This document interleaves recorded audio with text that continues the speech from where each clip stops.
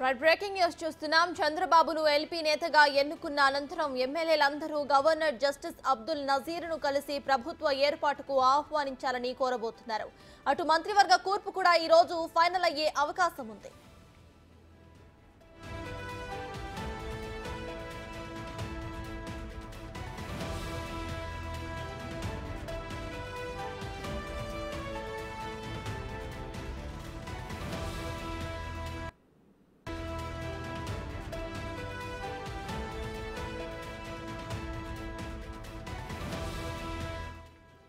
AP సీఎంగా చంద్రబాబు రేపు ప్రమాణ స్వీకారం చేయబోతున్నారు. కొత్తగా ఎన్నికైన ఎమ్మెల్యేలతో ఈ నెల 17 నుంచి అసెంబ్లీ సమావేశాలు ప్రారంభమయ్యే అవకాశం ఉంది.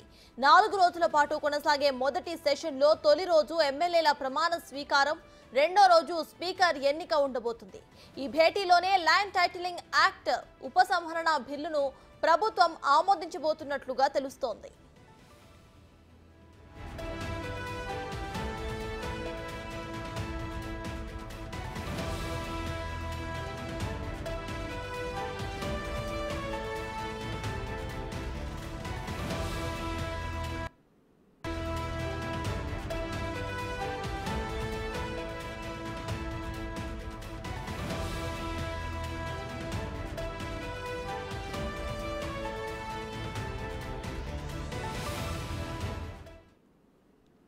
టీడీఎల్పీ మీటింగ్ అయితే ముగిసింది. ఇదే విషయంపై పూర్తి డీటెయిల్స్ మా ప్రతినిధి శివ అందిస్తారు. శివ, చెప్పండి, టీడీఎల్పీ మీటింగ్ ముగిసింది, ఆ తర్వాత కార్యాచరణ గురించి కూడా మాట్లాడినట్టు తెలుస్తోంది. సో ప్రెసెంట్ అప్డేట్స్ ఏంటి?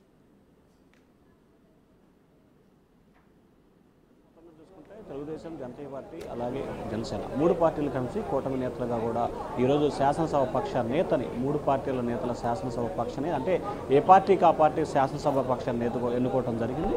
అయితే ముగ్గురు కలిసి కూడా ఎల్పీ సమావేశాలు ముగిసిన తర్వాత టీడీపీ ఎల్పీ సమావేశం జరిగింది, జనసేన ఎల్పీ సమావేశం జరిగింది, బీజేపీ సమావేశం జరిగింది. 3 పార్టీలు కూడా ఆయా పార్టీలకు సంబంధించి ఎల్పీ నేతను ఎన్నుకున్నారు. ఆ తర్వాత 3 పార్టీలు కలిసి కూడా ముఖ్యమంత్రి అభ్యర్థిగా తెలుగుదేశం పార్టీ అధినేత చంద్రబాబుని ఏకగ్రీవంగా ఎన్నుకోవడం జరిగింది. మొత్తం 164 మంది శాసనసభ్యులు ఏకగ్రీవంగా కూడా చంద్రబాబుని ముఖ్యమంత్రిగా ప్రపోజ్ చేసిన పరిస్థితి కనిపిస్తుంది. ముందుగా జనసేన అధినేత పవన్ కళ్యాణ్ చంద్రబాబుని మనస్ఫూర్తిగా తాను ముఖ్యమంత్రి అభ్యర్థిగా బలపరుస్తున్నానని చెప్పి ఆయన స్పష్టమైన ప్రకటన చేశారు. ఆ తర్వాత భారతీయ జనతా పార్టీ అధ్యక్షురాలు పురంధేశ్వరి, ఆ తర్వాత తెలుగుదేశం పార్టీ అధ్యక్షుడు అచ్చెన్నాయుడు కూడా ఏకగ్రీవంగా తీర్మానం చేయడం జరిగింది. ఆ తర్వాత అనేక అంశాలకు సంబంధించి కూడా చంద్రబాబు పూర్తి స్థాయిలో విశ్లేషణ వివరంగా కూడా మాట్లాడడం జరిగింది. ముఖ్యంగా ఆంధ్రప్రదేశ్కు సంబంధించి కూడా విధ్వంసాలు, విశ్వాసాలకు సంబంధించి చిరునామా గారిని విశాఖపట్నాన్ని రాజధానిగా చేస్తాము, విశాఖపట్నంలో ప్రమాణ స్వీకారం చేస్తామని చెప్పి గత ముఖ్యమంత్రి ప్రకటనలు పలికాడు. కానీ విశాఖ ప్రజలు మాత్రం ఎంతో విజ్ఞతతో నువ్వు అవసరం లేదు అని చెప్పి